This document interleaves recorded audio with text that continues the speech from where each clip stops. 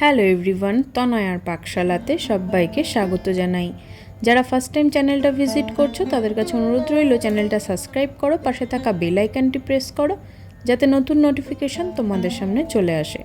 আজকে অসাধারণ এক ডেজার্ট নিয়ে হাজির হলাম তোমাদের সামনে। নামটা একটু অন্যরকম, কমেন্ট সেকশানে জানিও। মনমোহিনী শ্রীখণ্ড।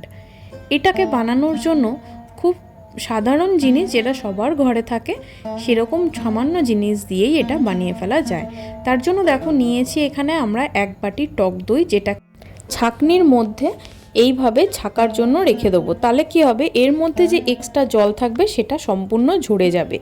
এবার দেখো এখানে নিয়েছিলাম রুম টেম্পারেচারে থাকা 1 কাপ মতন দুধ। সেই দুধটাকে ঈষদুষ্ণ গরম করে এর মধ্যে দুটো যে গুঁড়ো দুধ থাকে সেটাকে আমরা খুব ভালো করে কিন্তু জাল দিয়ে এর মধ্যে গুলে রাখবো। এর গরম দুধের মধ্যেই অ্যাড করে দেবো কিছুটা জাফরান। দেখো এখানে আমরা কেশর দিয়ে নিয়েছি, এটা কিন্তু ভীষণ ভালো হয় খেতে, তবে তোমাদেরকে আমি হাইলি রেকমেন্ড করবো একবার বানিয়ে খেয়ে দেখো। কিছু ড্রাই ফ্রুট আর এলাচের গুঁড়ো রেখেছি। তোমাদের প্রথমেই দেখালাম যে এখানে কতটা জল কিন্তু রিমুভ করেছে এই টক দই থেকে। এবার এই ছাঁকনি থেকে নিয়ে একটা বাটির মধ্যে সম্পূর্ণটা ঢেলে রেখে দিতে হবে এই টক দইটা। এবার দিতে হবে চিনির গুঁড়ো। এখানে কিন্তু সম্পূর্ণ আমরা চিনিটাকে গুঁড়ো করে নিয়েছি। তোমরা যদি মনে করো যে এখানে দানা চিনি দেবে তাহলে আমি বলবো একদম সেটা করো না, তাহলে যে চিনিটা থাকবে সেই চিনির দানা কিন্তু গুলতে অনেকখানি সময় চলে যাবে। দেখো এখানে চিনির গুঁড়োটা দিয়ে দেওয়ার পর যে মিশ্রণটা আমরা করেছিলাম দুধের, সেই দুধের মিশ্রণটা কিন্তু এর মধ্যে দিয়ে দিতে হবে। দিয়ে কিন্তু সম্পূর্ণটা দেব না, অর্ধেকটা দেব, দিয়ে খুব ভালো করে আমাদের মিশিয়ে নিতে হবে। দিয়ে দিলাম সেই ড্রাই ফ্রুট, যার মধ্যে আমরা এখানে দিয়েছিলাম কিছুটা পেস্তা, কিছুটা আমন্ড বাদাম, কিছুটা দেব কাজু, আর দেব কিছুটা কিশমিশ, আর দেব সামান্য একটু এলাচের দানা যেটাকে আমরা গুঁড়ো করে রেখেছিলাম। তোমরা যদি মার্কেটে সেই এলাচের শুধু গুঁড়ো পেয়ে থাকো তাহলে সেটাও তোমরা অ্যাড করতে পারো। এবার এটাকে দিয়ে কিন্তু সম্পূর্ণ আবারও ভালো করে একটু মেখে নিতে হবে। যেহেতু টক দই থেকে দই যে জলটা সেটা সম্পূর্ণটাই পড়ে গিয়েছে, তাই জন্য এটা কিন্তু অনেকটা থকথকে হয়ে গিয়েছে।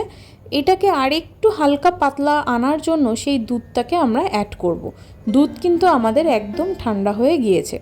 দেখো আমাদের মনে হয়েছিল আরেকটু চিনির প্রয়োজন আছে, তাই জন্য গুঁড়ো চিনি কিন্তু এর মধ্যে অ্যাড করলাম।